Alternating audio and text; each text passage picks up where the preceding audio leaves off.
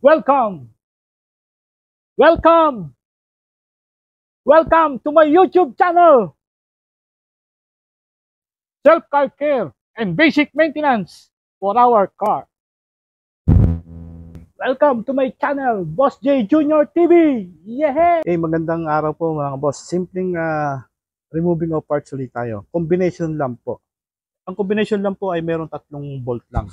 So, isa, dalawa, tatlo. Tapos meron po siyang guide dito. Yung guide lock po niya sa gilid. Yun po. Yan lang po. Baklasin lang po natin yung mga bolt.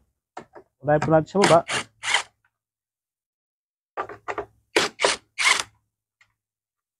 Pangalawa, ito po yung pangatlo. Okay. Tanggal na po natin yung tatlong bolt. Pagkatanggal po ng tatlong bolt, akala nyo po matatanggal agad. Hindi po. Meron po yung technique. Yan po, hindi po matatanggal agad yan. No? Ang gawin nyo po, ito po, kailangan itakin nyo, hatakin. Kasi may naka-slot siya ron, na-slack. Okay? Ayun. Akatan nyo po. Yan. So, tanggal na po yung ating combination lamp. Okay? So, makikita nyo na po yung loob. Kagahan po nito mga boss. Makikita nyo na yung loob. Yan. Yung mga bumbilya, ito. Tapos yung mga wiring harness niya, ito. Okay? So, yan po.